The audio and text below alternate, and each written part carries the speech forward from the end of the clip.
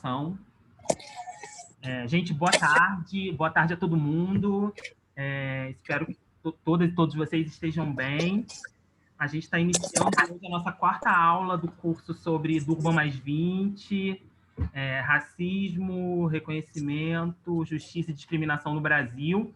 E a gente tem como objetivo do encontro de hoje discutir o processo da Conferência de Durban mais diretamente. É como se agora a gente estivesse chegando em Durban, há 20 anos atrás, para pensar um pouco do campo de constituição da conferência e, num segundo momento, pensar os desdobramentos dessa conferência logo depois aqui no Brasil, né? Como é que, especialmente, a sociedade civil se organizou para articular os temas aprovados na conferência em âmbito nacional. Para isso, nós temos duas convidadas muito especiais pela construção de cada uma delas na agenda de enfrentamento ao racismo no Brasil, a agenda do movimento feminista, a agenda dos movimentos negros, e especialmente a agenda do movimento de mulheres negras. Me refiro a Lúcia Xavier e a Nilma Bentes, Lúcia Xavier de Crioula e Nilma Bentes do CEDEMPA, do Centro de Estudos e Defesa do Negro do Pará, e Lúcia, aqui de Crioula, do Rio de Janeiro. Não preciso apresentá-las, todas e todos nós as conhecemos. Especialmente eu queria agradecer, né, como docente responsável por esse curso, pela disponibilidade das duas, mas, acima de tudo, eu queria agradecer porque eu tenho uma relação com elas de muitos anos, né? Então, é muito significativo a relação. A gente te viu pequena, isso, né?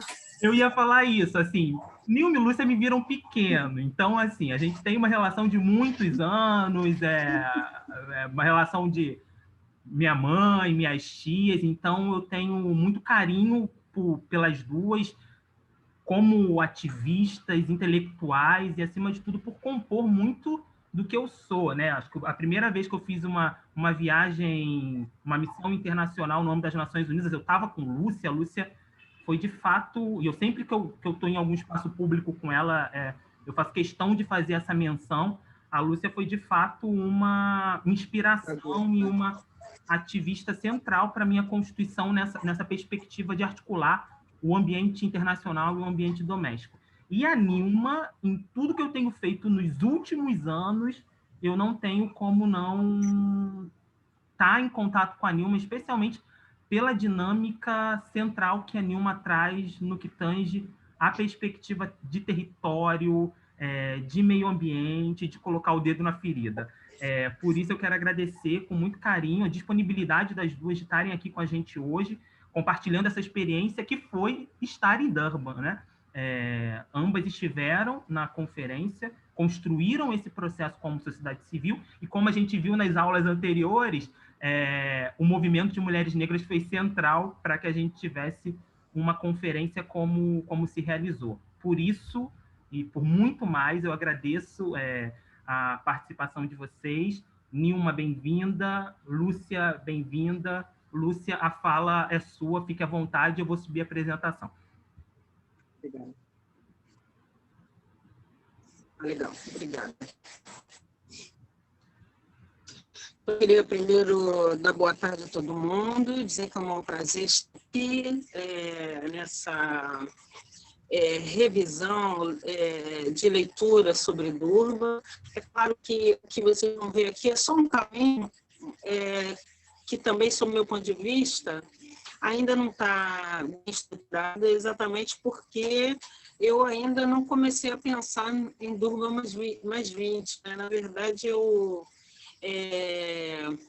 mal saí ainda de Beijing, mais 25, e a gente já tem Durban na frente como um processo. Né? Mas tudo que a gente via, o curso sobre Durban, eu não sei o que é de Durban. Eu falo, mas vocês vivem Durban, né? Vivem os resultados do que foi a conferência. Então, minha ideia hoje é, assim,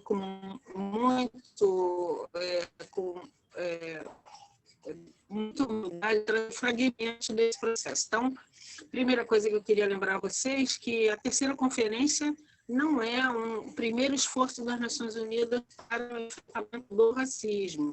Vocês têm que lembrar que nós construímos um novo pacto de sociedade na década de... Pode passar, Richard, pode deixar lá. Construímos um novo pacto de sociedade no fim da Segunda Grande Guerra. Essa guerra era uma... E deixa aí, não passa não, tá? Essa guerra era uma guerra que trazia um componente absolutamente racial, né?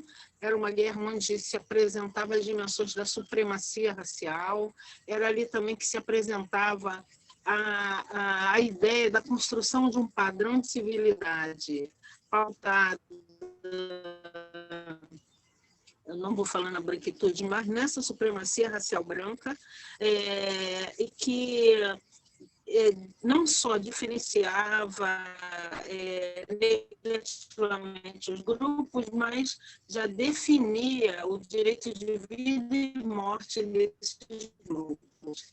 Claro que a Segunda Guerra é marcada pelo Holocausto, então fica parecendo que o que tinha naquele período não tinha absolutamente nada, estava sob uma forte crise, vivendo sem direitos, vivendo condições desumanas,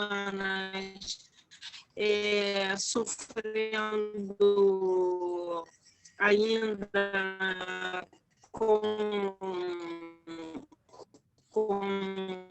a negação dos seus direitos, e a Segunda Guerra ela vai deixar isso mais escrachado. É à toa que, logo em seguida, a gente vê uma formação política brasileira. Espera só um instantinho, gente, que alguém batendo aqui em casa. Ninguém está ouvindo.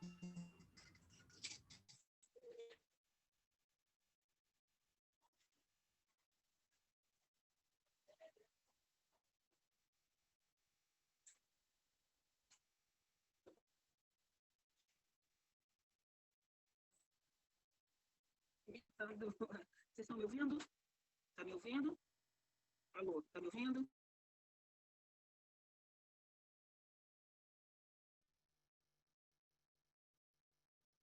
Vocês estão me ouvindo?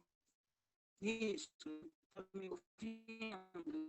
Oi, estamos ouvindo, Lúcia. Está cortando um pouco, mas estamos ouvindo. Oi? Isso, você está me ouvindo? Oi, Lúcia, estamos te ouvindo, sim. Desculpa, porque a casa começou a tocar insistentemente, né? Deixa eu tirar aqui comigo. E agora, está me ouvindo direitinho? Tudo bem? Lúcia, boa tarde. Tem como você colocar o seu aparelho, não sei se é celular, mais próximo do Wi-Fi? Porque está falhando bastante para a gente. E eu não sei se é um problema da conexão que está chovendo, não sei se está chovendo aí. Eu acho que tá chovendo aqui e eu não tenho perto do Wi-Fi, não. Eu explico porque eu saí daqui, vocês não escutam o que eu falo. É muito barulhenta. Vocês agora estão me ouvindo? Isso, tá melhor, tá bem melhor, Lúcia. Tá, então tá ok. É que agora também é que entrou uma ligação no celular, eu estou usando o celular para poder garantir a conexão, e aí deu essa interrupção. Sim, então, não, tá ótimo, tá ótimo. Sim, eu estou descrevendo um cenário que é um cenário que já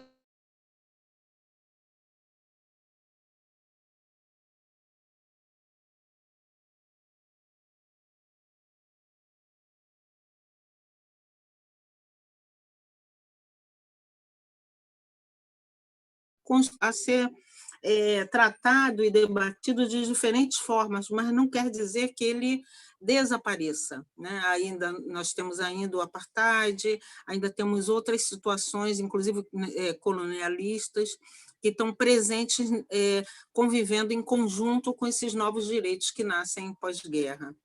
Então, quando a gente chega na terceira conferência, há pelo menos 9 ou 10 documentos de declarações, de composição de instâncias, de enfrentamento ao genocídio.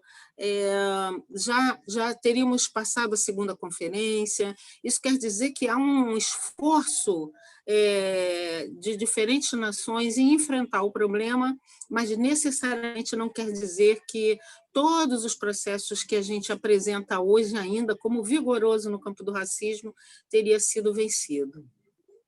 Quando a gente chega na segunda conferência, final dos anos 90, o Brasil também está em profunda transformação, né? Sai do período da ditadura, assim como parte das Américas, e começa a enfrentar também todo o debate interno, não só do fortalecimento da democracia, mas também do enfrentamento aos problemas que a gente tem até hoje, né?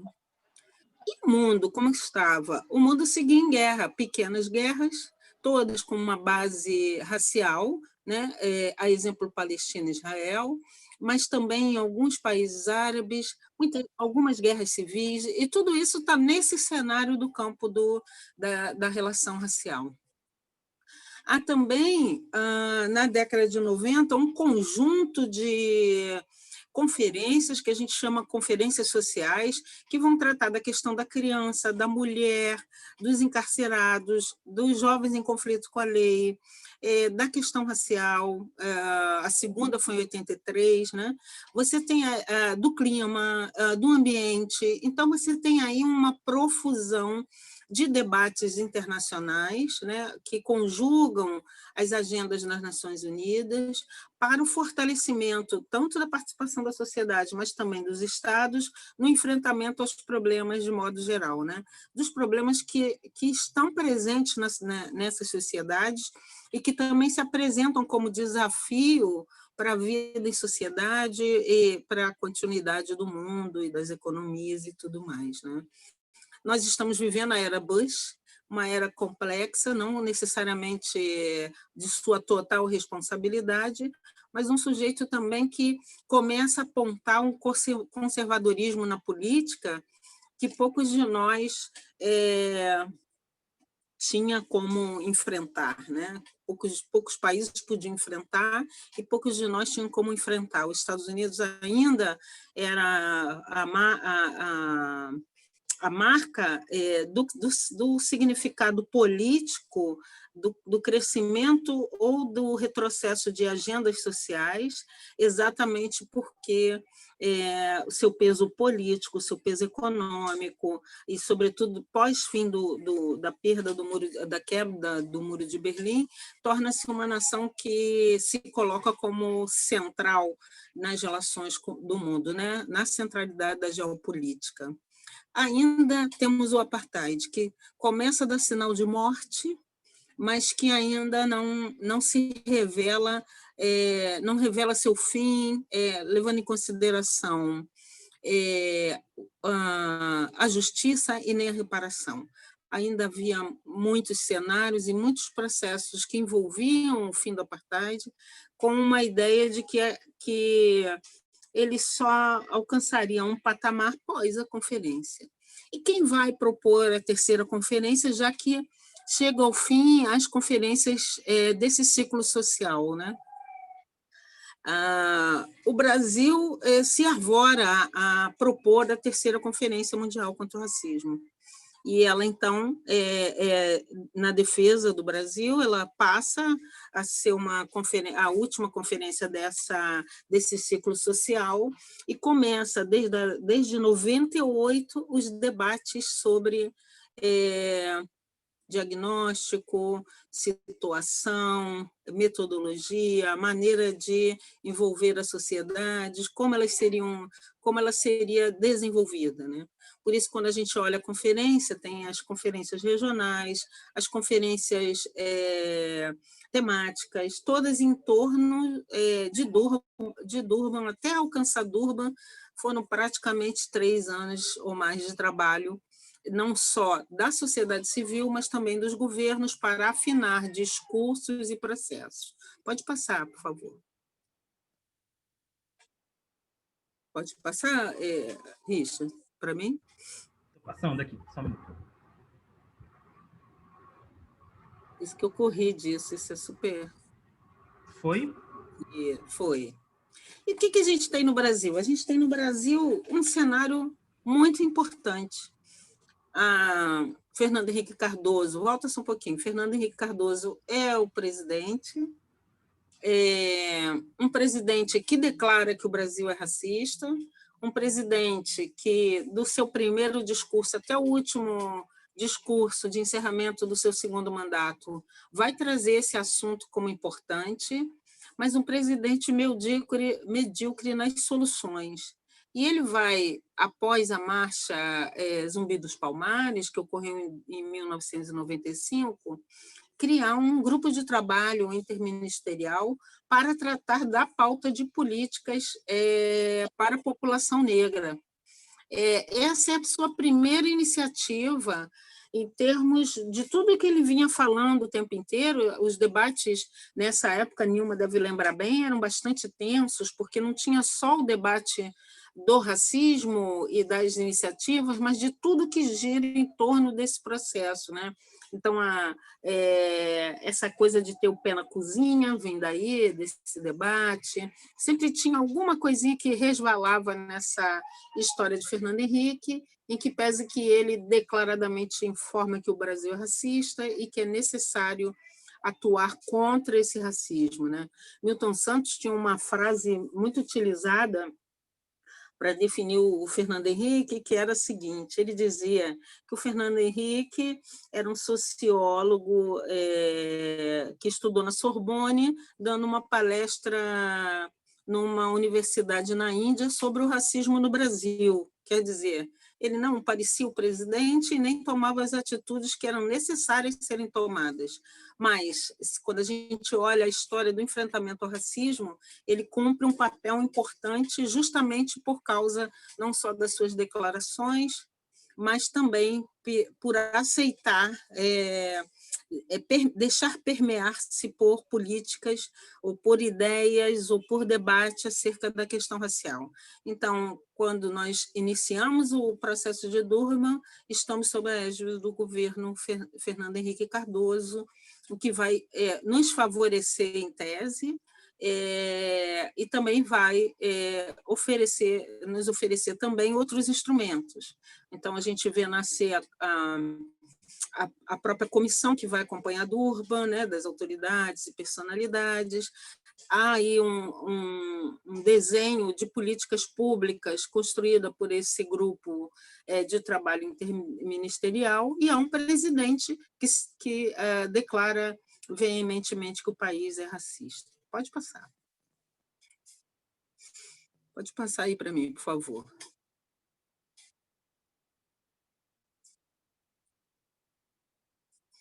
E como a gente chega na terceira conferência? Como é que foi? Como se deu? Os movimentos negros do Brasil e os movimentos negros da América Latina começam a construir redes e relações para poder fazer frente à participação na terceira conferência.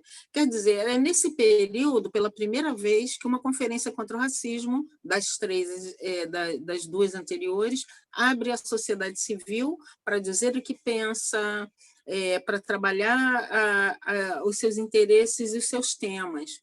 Nasce, então, aí uma aliança das Américas, que pega organizações desde o Canadá até a Argentina, Uruguai, com sede no Uruguai, que vai ajudar na coordenação e no diálogo com povos indígenas e também com outros setores, quer seja africanos ou de outros movimentos sociais no mundo, né? Essa aliança ela ajuda a projetar todos os movimentos territoriais, locais, né, de Estado, mesmo aqueles nacionais, ao ao patamar de uma ação internacional. É ela que vai ajudar a conjugar os esforços e a construir debates sobre todos os temas que a conferência vai tratar. E uma conferência contra o racismo, ela não trata efetivamente só do racismo, ela trata desde a concepção do que é ser homem e mulher, até como será a experiência ou a vivência dos sujeitos no poder. Ela tem uma abrangência muito maior do que a gente imagina. Então, quando vocês leem os documentos, a declaração, o plano de ação, vocês vão vendo como que vai evoluindo a conceituação e os debates acerca desse processo. Então, pensar nos povos tradicionais, como ciganos, povos indígenas, que também já tinham lá suas recomendações em outras declarações, né, como das minorias, retomar questões importantes, né, desde as viúvas até o Islã, a Palestina como um problema de raça, não como de território e tudo mais, vai gerando uma discussão enorme e, ao mesmo tempo, nos oferecendo um conjunto de informações que não tínhamos antes. Então, muitos de nós não sabiam que haviam pessoas desplazadas, como chama até hoje, em regiões da América Latina. Nós não tínhamos ideia de como viviam grupos como quilombolas no Brasil, garífunos em outras regiões, palenqueiros em outras. Nós não tínhamos a ideia das histórias, né, dos afrodescendentes nas Américas.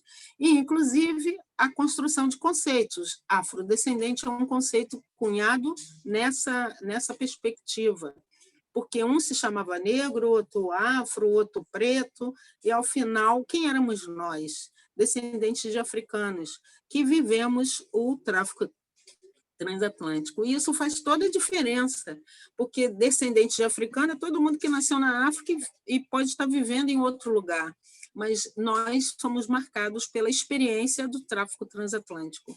E é por isso que, em todos os documentos, nós não vamos ouvir falar em brasileiros, afro-brasileiros, e sim afrodescendentes. É isso que vai marcar essa conceituação de para quem é que serve aquelas deliberações. Para além disso, havia também outros processos, especialmente aqueles processos que falavam da ação, do poder da população negra, da inclusão da população negra, do seu reconhecimento, da justiça, da reparação ao período dessa escravidão, do direito a ser sujeitos de direitos, e aí vai. No Brasil surge uma novidade, e essa novidade vem das mulheres, que, ao olhar a conferência e seu próprio processo organizativo, verifica que o tempo de conferência, mais o seu processo organizativo, e, lógico, né, os outros processos relacionados ao modo de agir na política, deixaria as mulheres de fora. Então, nasce aí uma primeira articulação, que é a articulação de mulheres negras brasileiras rumo a Durban, a terceira Conferência Mundial contra o Racismo. Essa articulação, ela privilegia como ponto inicial o trabalho com organizações de mulheres negras, sem contudo, romper com os movimentos de mulheres negras. A ideia era puxar essas organizações que tinham capilaridade local para o debate sobre o que seria discutido em Durban e, ao mesmo tempo, privilegiar a participação delas, né? O primeiro esforço ocorre na Conferência Regional de Santiago do Chile, que é o melhor documento já produzido, sob o meu ponto de vista, nas Américas e, quiçá, no Brasil, sobre políticas para a população negra. E essa conferência ocorre no Chile e chegamos lá, é uma conferência regional, houveram várias conferências regionais, né? Essa nas Américas, africanas, do Oriente, da Europa, e, no nosso caso, e as conferências sempre com muito volume de debate, de discussão, de complicações, com pouco recurso, mas é nessa conferência que fica mais forte a participação não só das mulheres negras, mas também a consolidação de uma aliança latino-americana das Américas, né, em relação a esse processo. Essa delegação, essa participação das mulheres vai, então, estruturar, a partir daí, todo o debate nacional, porque haviam também organizações do movimento negro participando, mas a principal âncora do debate eram as mulheres negras.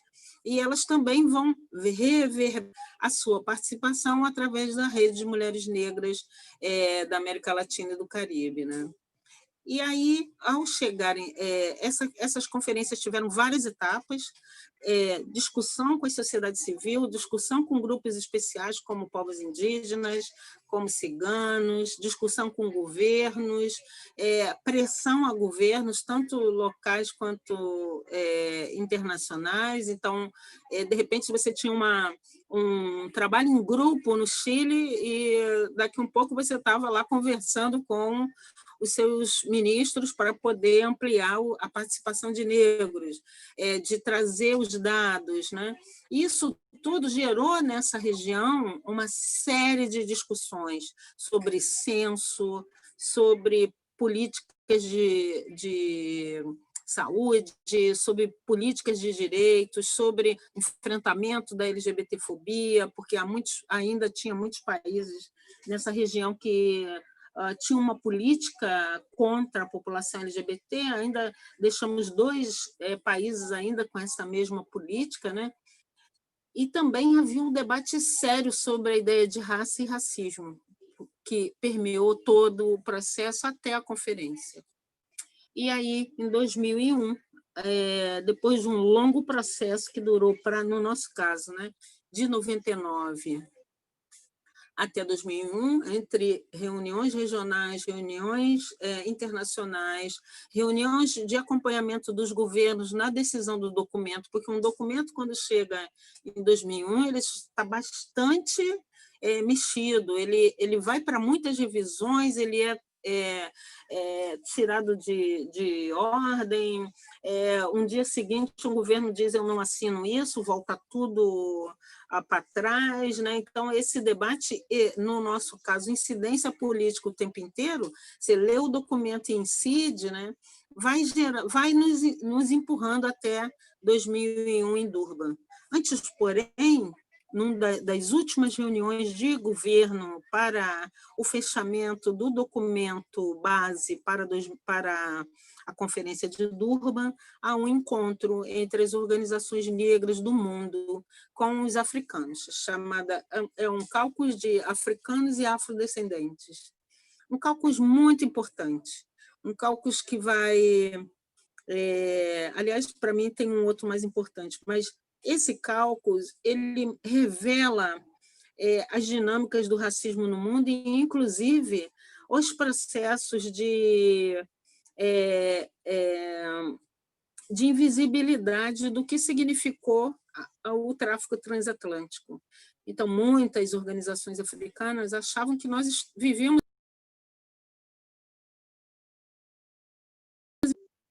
porque éramos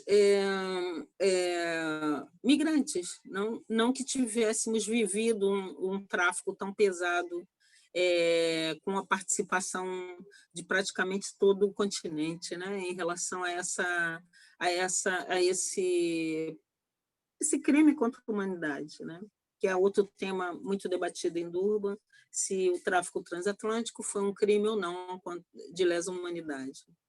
Então, nesse debate todo, esse encontro foi fundamental para a gente poder afinar o entendimento sobre quem é afro-africano, quem é afrodescendente, se o tráfico foi um crime contra a humanidade, o que significava reparação, inclusive para eles, o nosso posicionamento de não reparação aos estados, mas sim ao povo, e todas as outras discussões, né?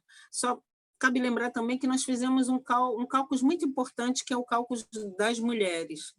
que era um caucus que vai ajudar a sedimentar o conceito de interseccionalidade, levando em consideração as experiências de mulheres em várias partes do mundo, mulheres que vivem em lugares militarizados, mulheres que vivem em lugares onde os seus ancestrais foram removidos para museus, mulheres que vivem tortura, prisão, encarceramento, enfim, foi também uma experiência das mais complexas. Pode passar. Chegamos, então, em 2001. Pode passar, por favor, Richard. E tivemos um forte processo de debate. Quero lembrar que conferência é negociação, uma negociação entre estados, e a sociedade civil precisa ser convidada por esses estados, ou precisa ter um status de participação para poder se envolver no debate e olhar o documento final, né? Por isso, em algumas conferências, nós somos obrigados a pedir participação aos governos para nos incluir nas suas delegações, senão não temos acesso pleno a todos os espaços e, é claro, muita dificuldade de fazer incidência política, né? Mas se olhar abstratamente, não necessariamente a cada ponto da declaração e plano de ação, eu vou ver dois resultados muito importantes. O primeiro é uma renovação das agendas de promoção da igualdade racial, sobretudo Brasil e América Latina, que a Conferência de Durban reverberou bastante nessa região. O Brasil foi um bom exemplo disso, de criação da CEPI, de construção de censo com raça-cor, políticas de saúde, etc. E, do outro lado, um ativismo, porque a interlocução das organizações negras com o Estado, com outras redes e frentes, e inclusive com outros movimentos sociais, foi o que também ajudou a sedimentar o processo de enfrentamento do racismo no Brasil. Então, acho que a gente aumentou bastante a visibilidade e também conseguiu trazer, nesse processo, outros segmentos que estavam invisibilizados e também, ao mesmo tempo, comprometer determinados setores na luta antirracista. Pode passar, Richard, porque eu acho que eu estou falando demais, né? E o pós-Durban? Me dá aí um sinalzinho quando eu passar do tempo. O pós-Durban, vou destacar... Volta só um pouquinho para eu falar uma coisinha aqui no pós-Durban. Vou destacar o 11 de setembro, né? O ataque às Torres Gêmeas, ele é como se você tivesse ganhado um carro novo e logo na esquina tivesse batido, arrebentado o carro todo e descoberto que você ainda não fez o seguro, né? O World Trade Center funcionou assim para a Conferência de Durban. Assim que a gente saiu da conferência, já no final da conferência, ocorrem os ataques às Torres Gêmeas. E isso gerou um impacto na Conferência de Durban, a ponto de muitos estados deixarem os resultados da conferência de lado.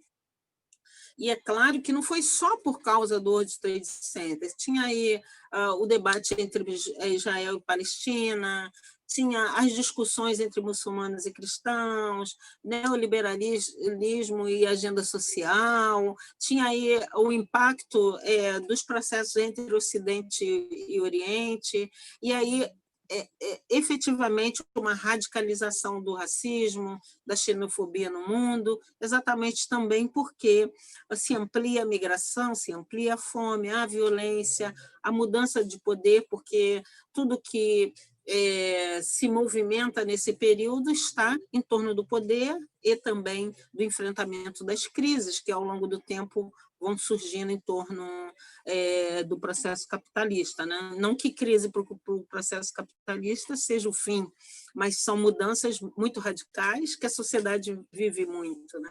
Então, nós começamos o pós-Durban logo no dia 11 de setembro, com problemas graves suspensão de direitos, prisões arbitrárias e, sobretudo, uma forte onda contrária a Durban. Pode passar, por favor. E aí, quando a gente vai olhar os dois momentos de revisão, 2009 e 2011, o que a gente vai perceber é que tem uma baixa participação da sociedade, pouca implicação dos estados, muitos estados faltosos.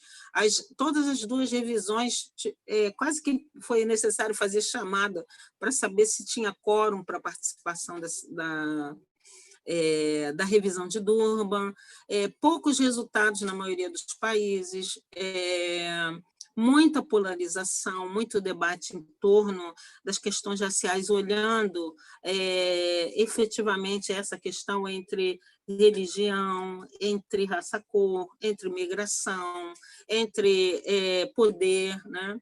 E mais do que isso, né? A tal ponto que, quando chega em 2011, é praticamente uma celebração. E, diga-se de passagem, esse não é um aspecto só de Durban. As outras conferências também, ao longo do tempo, vão passando por isso. Mas, nesse caso, ela já inicia com um senão muito grande, com uma ideia de que a gente pode deixá-la de lado. Até porque havia, então, um novo pacto correndo junto a Durban. Lembre-se que Durban não ia acontecer. O que ia acontecer era o fim das conferências e, logo em seguida, os ODMs. Mas, como essa conferência foi resgatada, ela está junto com os ODMs, que vão escolher oito objetivos para o milênio, e que isso também vai impactar nessa agenda aí. Pode passar, por favor. Eu vou... acho que eu vou parar por aqui. Pode passar, por favor. Já entrar... aqui. O que seriam os desafios, então, para esses 20 anos de Durban, né? Hoje nós temos governos muito conservadores, ainda seguimos com algumas guerras étnicas, muitas guerras civis locais, que isso também desestrutura os países, um processo migracional enorme entre os países africanos, que a gente sempre pensa que todo mundo está saindo para a Europa, mas, na verdade, está saindo para países africanos mais perto, são eles que suportam a massa migratória desses lugares. A prática e o recrudescimento do racismo no mundo inteiro, para todos os grupos étnicos e raciais, árabes, negros, indígenas, de modo geral, ciganos. Uma violência, eu botei aqui racial, mas uma violência policial das mais duras, nunca se encarcerou tanto nesse mundo. No nosso caso, se mata e encarcera, e no resto do mundo se encarcera bastante. Muitas ações da sociedade civil entendidas como terrorismo, como violência contra o Estado, práticas políticas conservadoríssimas, nunca ficou tão em alta a ideia de controle da natalidade, de um único tipo de religiosidade. Tudo isso é sinal de recrudescimento do conservadorismo e a perda dos processos democráticos, né? Nós temos problemas agudos no campo social e ambiental, de fome, pobreza, desigualdades, e também problemas graves no campo dos direitos, né? Desde 2001, há direitos suspensos em alguns países do mundo que nunca mais voltaram, né? Sobretudo nos Estados Unidos, a ponto de separar mãe e filho migrante e depois não saber onde botar as crianças, só para vocês terem uma ideia de como essa violência ficou mais forte. De outro lado, também justamente por causa da ação política da sociedade civil, a gente tem visto também uma cooperação entre organizações e movimentos mais forte em relação a essa questão. Vide aí o Black Lives Matter, que conseguiu, em diferentes países, constituir-se como uma força política, e fora os outros países, como França, com vários movimentos, coletes amarelos, o grupo contra a morte do Adamo, e Portugal, você já a Espanha, com vários movimentos também olhando a democracia, a participação política, né? E, é claro, os estados, né? O Estado Islâmico, Boko Haram e tal, etc., que a gente não compõe aí, mas eles também fazem parte dos processos de movimento contrários aos seus governos, mesmo quando eles são democráticos, né? Podemos lembrar da Primavera Árabe, que sacudiu todo o Oriente recentemente, né? Tudo isso ainda nessa dinâmica de enfrentamento da ordem estabelecida. Acho que a gente tem ainda temas que não foram superados, que ainda batem muito mal nessas conferências. A Conferência de Durban teve a capacidade de definir quem é homem e quem é mulher, para não poder dar direitos às identidades de gênero, às orientações sexuais. Então, o tempo inteiro a gente tem que estar na vigilância desses documentos, porque os governos vão alterando eles ao longo do tempo, como fazem com a Constituição brasileira, né? Acho que alguns mecanismos multilaterais que a gente pensou que iam morrer, não morreram, né? A própria CERD ganhou vitalidade, mas as comissões de direitos humanos, pelo menos dos órgãos regionais, se animaram mais, o tribunal da OEA também se animou mais, e a gente imaginou que a gente não alcançaria o século XXI com esses organismos mais fortalecidos, né? É bom lembrar que governos como Bush, como Trump, como Bolsonaro, são loucos para fechar esses mecanismos que fazem parte do sistema de proteção de direitos humanos, né? Por isso eles saem da Unesco, saem da OMS e vão tirando dinheiro também para esvaziar o poder desses lugares, né? Acho que ampliamos, de certa forma, um conjunto de sistemas, de instrumentos do sistema de proteção, sobretudo no Brasil, isso é uma verdade, né? Conseguimos o Estatuto da Igualdade Racial, um sistema de monitoramento de política, em que pese que os governos mudam e destroem todas as políticas. E creio que hoje há, sim, uma certa mobilização muito frágil, mas presente, vide a marcha de 2015 das mulheres negras e, recentemente, todas as manifestações contra a violência policial, né? Então, acho que o nosso desafio em Durban seria um pouco reafirmar o compromisso dos estados, criar mais mobilização na sociedade civil e também criar mecanismos efetivos de monitoramento e avaliação. Acho que é isso. Eu falei para caramba. Muito obrigada e desculpa aí o avançado tempo. Nada, Lúcia, a gente Desculpa, te agradece. Daniel, Muito obrigado. Que isso, não passou não. Tá tudo dentro da ordem. Nilma, eu vou passar para você. Fique à vontade, pode abrir o seu microfone.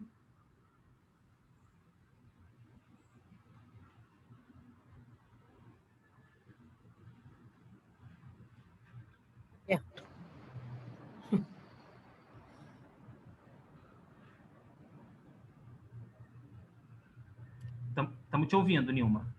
Mas você ainda quer me ouvir depois desta aula magna?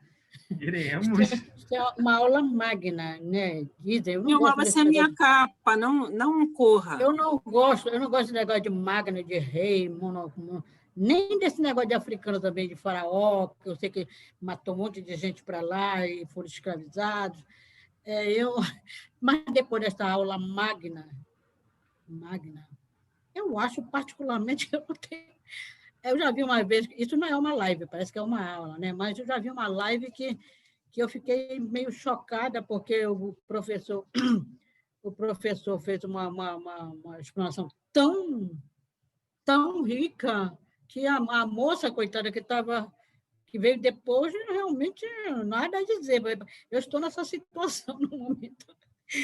Mas assim, parece assim que tudo que a Lúcia disse, porque a Lúcia estava no cerne, estava no protagonismo, né? Tanto como ela falou, as mulheres negras protagonizaram mesmo esse processo, né? Quer dizer, mais do que os homens. Não é que os homens não tenham ido, eles foram, mas eu acho que o nível de organização, sobretudo esse da articulação de mulheres negras brasileiras, porque tinha organizações também mistas, né? Lógico, mas nós praticamente estávamos ligados a essa questão das mulheres. Então, tudo que ela colocou aí, para tu ver, ela veio da Segunda Guerra Mundial, e nós estamos numa pandemia agora. Né? Então, eu, a rigor mesmo, não tenho a dizer praticamente nada, mas o que eu vou dizer aqui é coisas pensadas, né? Por exemplo, para esse próprio início que ela colocou, ela fez uma avaliação das pré-conferências, mas teve uma conferência. Eu acho que foi organizada. A Lúcia mesmo pode me ajudar, porque essa conferência aconteceu na UERJ, se eu não me engano. Lúcia, tu está aí? Estou sim.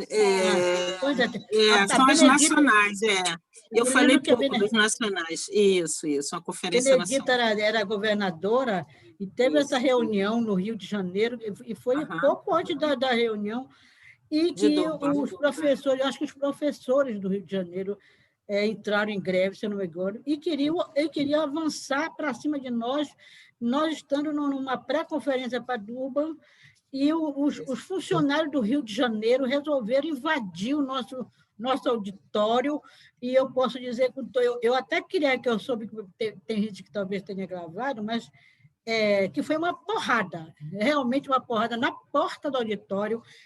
Me disseram que eu aparecia também no protagonismo da briga, porque também quando chega neste pedaço eu gosto, às vezes. Esse pedaço aqui eu gosto. Porque, ora, nós temos de 500 anos, uma dificuldade enorme de fazer uma reunião internacional. Aí vem os professores do Rio de Janeiro invadir o nosso espaço negro, raríssimo, raríssimo. Nós, inclusive, vamos daqui do Pará, estávamos numa delegação até grande, porque tinha um apoio do governo, se não me engano, para esse encontro. Então, nós fomos numa boa delegação para lá. Quer dizer, a primeira vez que a gente vai, alguns de nós, a primeira vez indo ao Rio de Janeiro, né? Que aqui, sabe, existe um colonialismo interno, né? O Sudeste é o tudo, é o apenas o máximo. E a gente aqui, né? Então, muita gente que vai ao Rio de Janeiro, apesar de saber que no próprio Rio de Janeiro muitas pessoas nunca foram ao Pão de Açúcar. Eu imagino, o Corcovado. Mas esse momento do pré-Durban foi muito interessante, porque ali era uma questão que eles desafiavam a nossa em tese, já que vocês são da esquerda, digamos, vocês são progressistas, vocês vão estar do nosso lado, os grevistas, né? Mas ali foi uma questão estranhíssima, porque realmente foi uma pauleira, né? Eu acho que claro que eu não tenho todo esse aporte que a Lúcia tem, mas ela pode realmente dizer o que foi. Não sei nem se foi na UERJ ou foi na UFRJ, mas acho que foi na UERJ, se eu não me engano. Então, eu quero dizer... foi na UERJ, sim. Na UERJ, né? Porque nós estamos muito afastados, assim, né?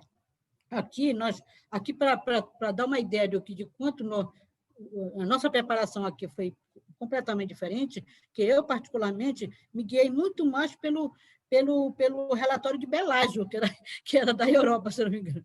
Que o relatório de Belágio, ele tem uma coisa assim, muito bacana. Assim, eu só vim tomar conhecimento do relatório do Chile já depois, né?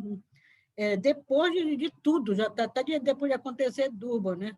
Então, aqui, a gente se apoiou nesse relatório de Belágio, que era um bom relatório, parece que aconteceu em 2000, e a gente tinha notícias esparsas, né? Era uma notícias, tipo assim, olha, nós ouvimos falar, parece assim daquele revista de quadrinhos dos tambores, do fantasma, bu, bu, bu, bu, bu, bu. Aí chegou o eco aqui e a gente começa a se organizar para ir, né? Então, claro que o nosso preparo não foi esse que a Lúcia colocou, mas a gente, olhando, como eu estou dizendo, quando chega lá em Durban, né, e vê só o fato de estar na África, para nós, já é um acontecimento, né? Mas a gente sempre tem uma África mítica, né? A gente tem uma África que a gente pensa que é de um jeito e ela não é. Então, uma das primeiras coisas que a gente percebeu lá, porque já tinha acontecido a libertação do Mandela, mas era a estrutura visível da sociedade em Durban, né?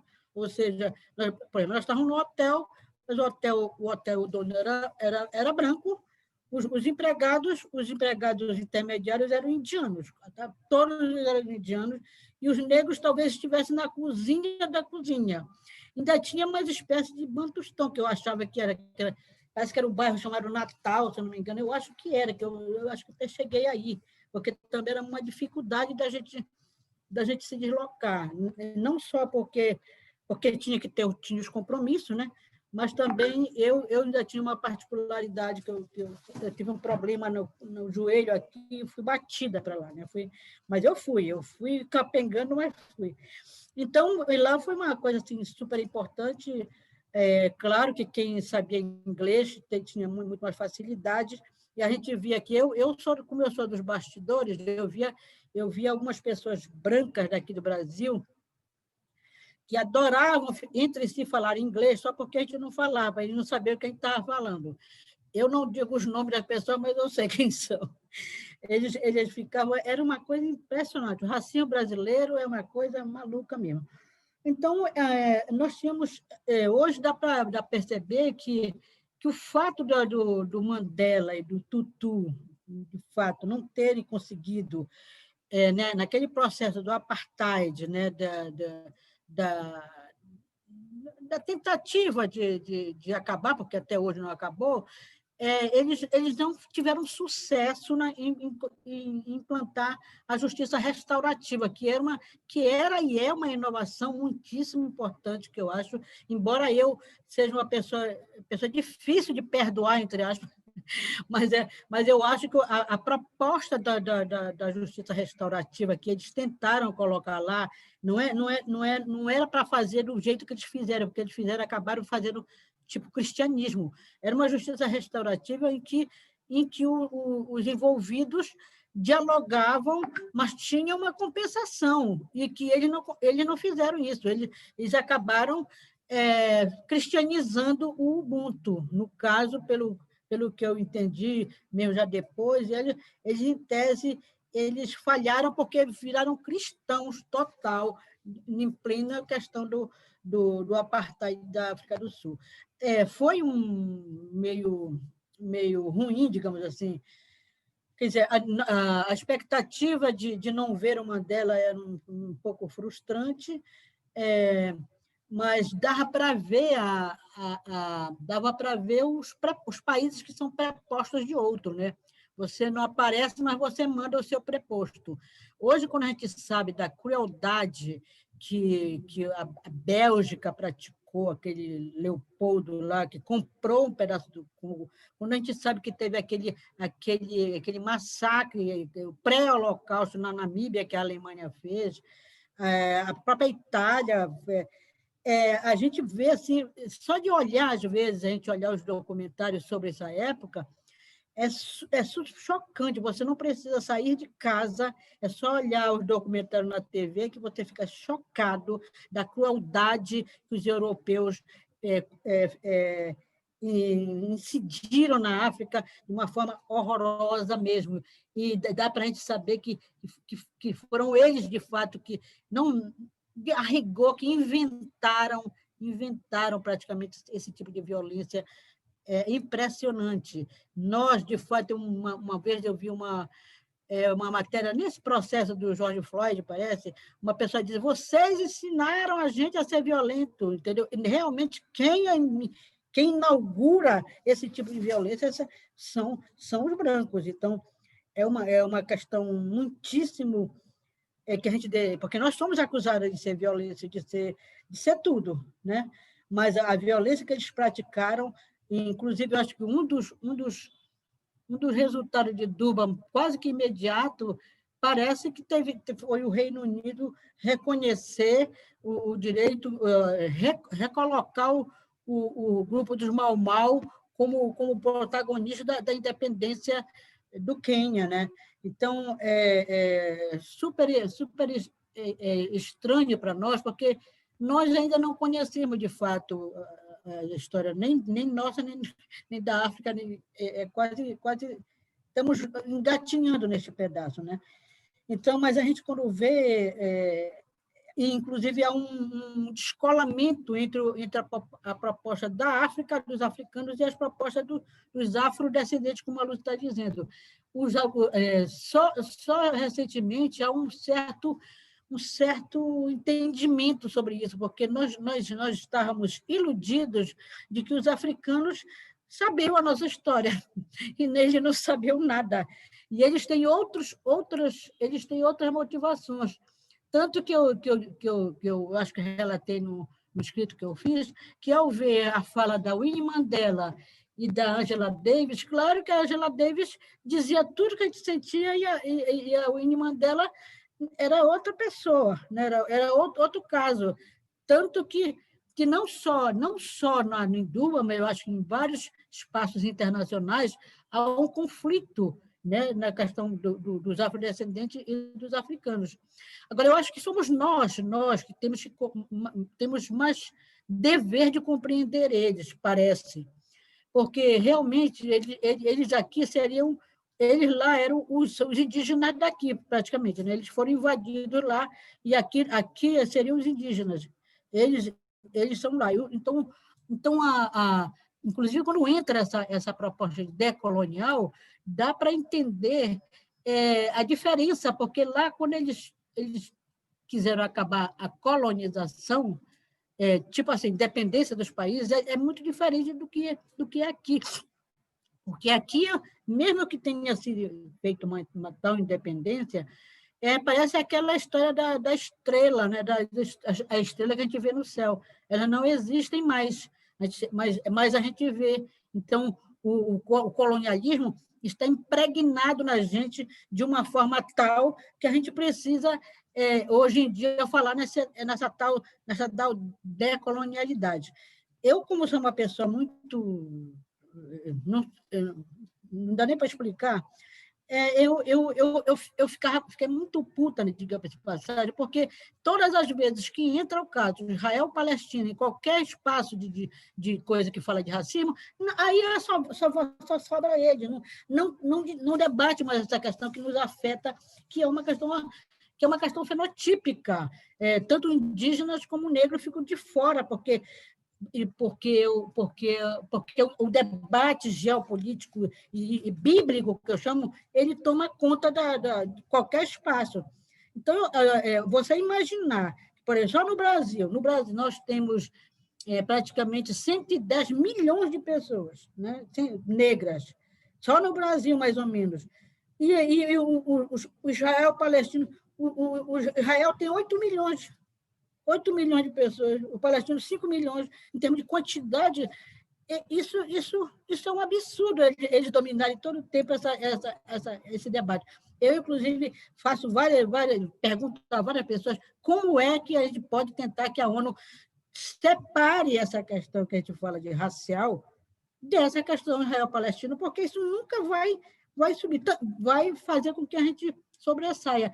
Tanto que, como a Lúcia falou, no 11 de setembro, da Torres Gêmeas, a gente até pensava também que tinha a ver com o que aconteceu lá em Durban, como eles se retiraram, os Estados Unidos se retirou e deixou lá o Canadá para representar, para ser o preposto dele. A gente, logo no primeiro momento, a gente achou que já era alguma coisa ligada a essa retirada dos Estados Unidos dessa conferência. Mas não foi. Na verdade, a questão racial ela ainda é marginalizada, ela é marginal. A gente é que pensa, a gente quer colocar ela no centro. Aqui no Brasil, nós devíamos realmente forçar que ela fique no centro. A gente, talvez, como eu digo até hoje, o movimento negro brasileiro é muito fraco em termos de capilarizar as ideias. A gente, às vezes, sobrevoa muito e deixa que aconteça esses caras, como esse cara que é o guarda-costas do Bolsonaro, que eu não esqueço o nome dele, e esse cara do... Como é? Esse? Hélio. Hélio, né? Hélio Bolsonaro, e esse Camargo, entendeu? Se a gente olhar a composição da CEPIR, essa moça indígena que representa a CEPIR, uma indígena, por que acontece isso? Porque nós não temos capilaridade, não só indígena não tem, como nós não temos também. Então, somos forçados a reconhecer que falta. E, claro, que também a gente não vai, né, cuspir para cima. A gente fez coisa. E da Durban, inclusive, nessa questão das mulheres negras, foi assim, uma coisa importantíssima mesmo.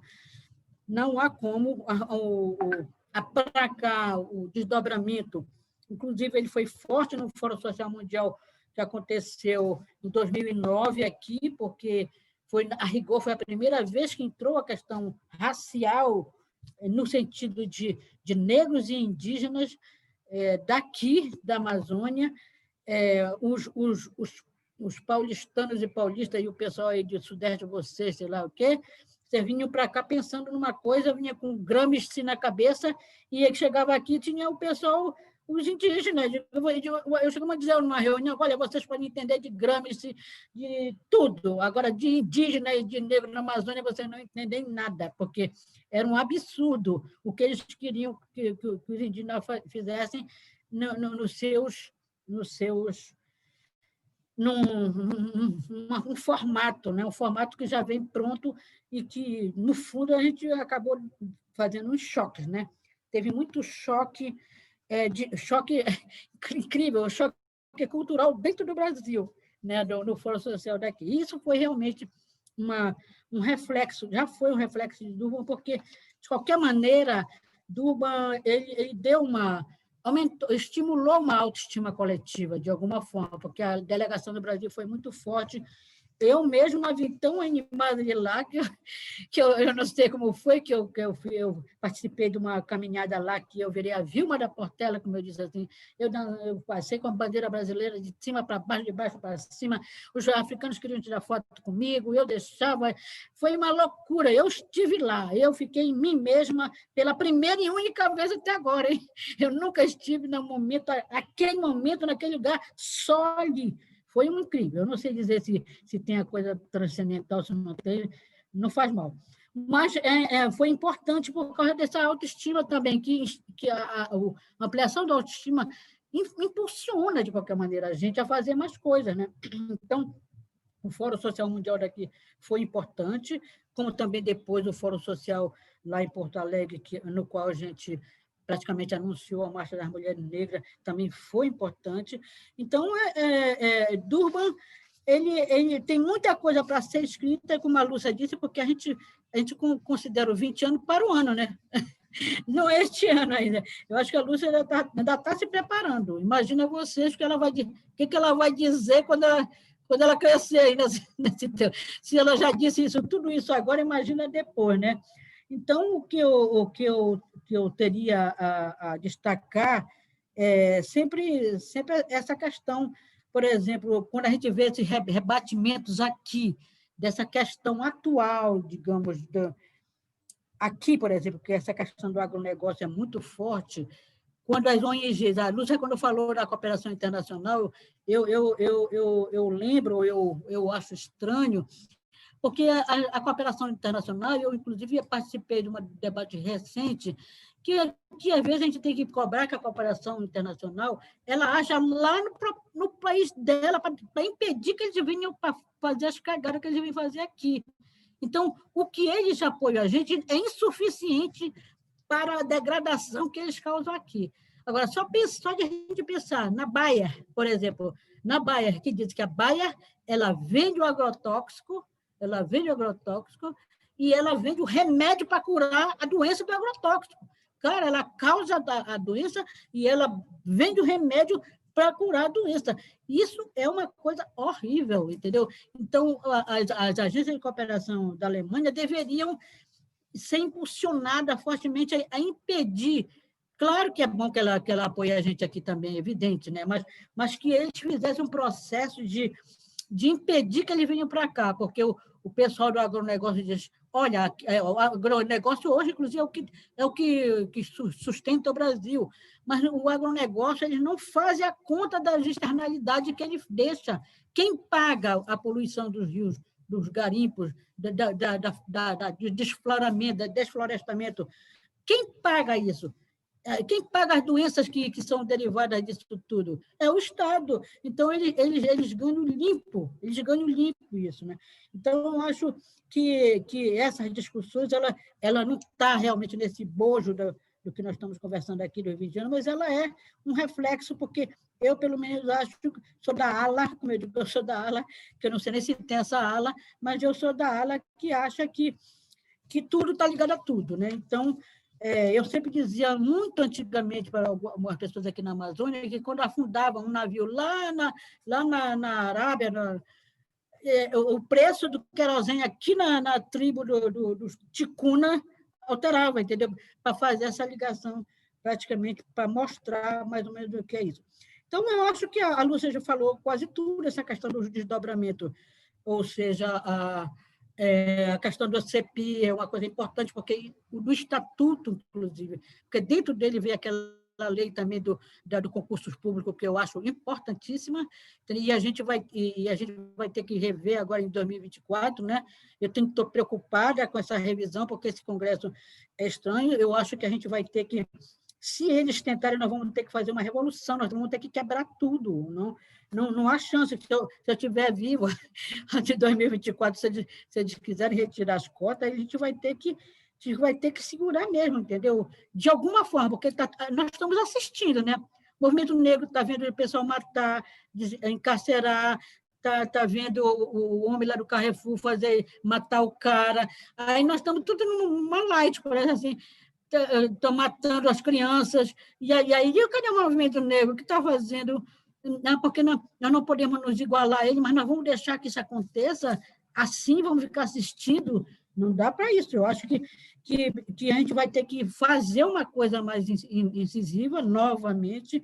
Não vou dizer que a gente, vamos pegar em armas isso aqui, não, mas a gente tem que mostrar que nós não estamos dispostos a aceitar totalmente isso que está acontecendo. Porque, mesmo que a gente tenha tido avanços, como eu costumo dizer, porque qualquer ativista do movimento negro, eu considero, qualquer pessoa negra, na verdade, ela é um ativista em potencial, porque mesmo que ela não venha ativar a sua raiva, a sua indignação, ela é um ativista, e para ser um ativista você tem que ser otimista, porque você não vai lutar por uma coisa que você já está derrotado, né? Não é isso. Então, todo ativista do movimento negro ele é otimista, na minha concepção, e a gente tem que conquistar os outros, não deixar que aconteça essa reprodução desses Camargos, e desse Hélio, e desse Holiday, mesmo que tenha, que isso sempre vai ter, mas que eles sejam uma minoria e que a gente consiga silenciá-los. Eu acho que a Lúcia pode saber mais do que eu, mas um dos problemas que teve com a questão da Winnie Mandela era por causa dos contra lá, né? Porque lá na África do Sul, muitos negros eram contra, né? Eram a favor do apartheid. Então é o que acontece aqui no Brasil. Desde o Henrique Dias, que caçava, entre aspas, para reaprisionar um negro que reaprisionava indígenas e negros, para devolver para os seus senhores, entre aspas, até a gente sabe também que nos Estados Unidos quem matou o Malcolm X foi negro. E também a gente sabe aqui que eu costumo dizer, né? Eu costumo fazer aqueles refrões que eu de vez em quando eu faço. A gente sabe que todos os brancos são racistas, dependendo do grau de racismo. Mas a gente sabe que tem alguns que nem todos são nossos inimigos. Né? A gente tem que contar com alguns. Porque, inclusive, se eles não traírem eles, nós nunca vamos poder, inclusive, fazer o que eu estou querendo fazer. Uma égua de Troia, um cavalo preto de Troia que nós temos que encontrar, independentemente das nossas brigas campais, que eu acho que a gente vai ter que ter. Lá pelas tantas, se eles engrossarem o caldo em 2024, esse negócio de recolher cota, se a gente não conseguir até lá, a gente vai ter que engrossar mesmo, entendeu? Eu não sei como, mas eu estou sentindo que que quem vará a pandemia vai ter que fazer isso. Então, eu gostaria de terminar essa fala meio maluca minha, porque ela também, não vou dizer que não era isso que eu ia dizer, eu sempre sou muito entrecortada, muito fragmentada, mas eu queria dizer que a gente sabe que o futuro ninguém sabe, a gente sabe que as certezas que a gente costuma dizer, quais são as certezas? A certeza que a morte, essa é a certeza clássica, outra certeza é que nós temos pai, mãe, avó, bisavó, em cima, para cima. A gente pode não ter irmão, primo, genro, tia, sei o quê, pode não ter, mas pai, mãe, ou seja, a ancestralidade para cima, a gente tem. A gente sabe que a morte existe, a gente sabe também, outra certeza aqui, que toda pessoa velha, como eu, inclusive, adulto e adolescente, já foi feto, já foi criança, isso com certeza absoluta também. E uma certeza absoluta é que tudo é incerto. Então, a certeza de que tudo é incerto leva a gente pensar no que também eu vou dizer de novo, porque eu gosto de dizer, desculpem, mas eu era uma pessoa que eu não suportava esse negócio da igreja, falar negócio de utopia, não sei o quê, não sei o quê. Eu não gostava de pensar em utopia. Eu não vou lutar por uma utopia, eu vou lutar por uma coisa que eu acredito, né? Eu achava isso. Mas daí, depois que eu tive acesso ao que o Galeano divulgava, que não é dele mesmo, mas ele divulgava, que era para que serve a utopia. Então, a utopia, e aqui a gente tem muito isso, porque quem tem mar, olha, a linha do horizonte. A linha do horizonte, te marca a linha do horizonte, segundo ele, a gente anda 2 passos e a linha do horizonte anda 2 passos. A gente anda 10 passos e a linha do horizonte anda 10 passos. Aí ele disse, e para que serve a utopia? Utopia serve para a gente caminhar. Então, isso. Então, aí depois eu me conformei. Então, tá, agora eu gosto de utopia, porque a utopia me faz caminhar, faz, pelo menos, o nosso pensar caminhar. Eu acho importante que vocês aí, que estão estudando, eu não sabia nem que era aula, mas que tenham, façam, né, o que a gente ainda não conseguiu fazer. Que vocês façam, que a gente não conseguiu fazer. Eu sou da ala também que divulga essa questão do bem viver, né? Do bem viver, uma alternativa, não é alternativa, é alterativa do neoliberalismo. A gente tem que ter uma utopia, uma utopia que é uma construção do bem viver com Ubuntu, com economia circular, que traduz isso, que a ecologia tem que subordinar a economia, e não ao contrário. A economia tem que ser depois, mas ela não é. Ela subordina a ecologia. E aqui o nosso propósito é isso.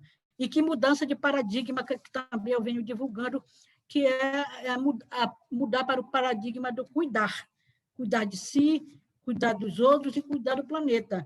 Eu acho importante a gente ir divulgando essas ideias para poder a gente, pelo menos, ter essa utopia de que a gente pode mudar num momento tão difícil que nós estamos vivendo.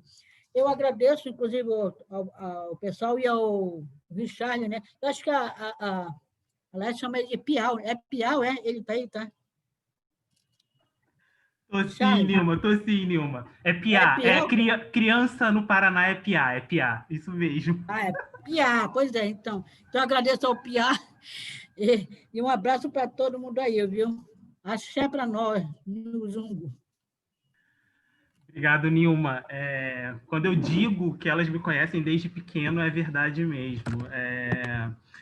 Eu quero agradecer, Nilma, Lúcia. Vou abrir para as pessoas. Vou desligar aqui a gravação, né, para nesse momento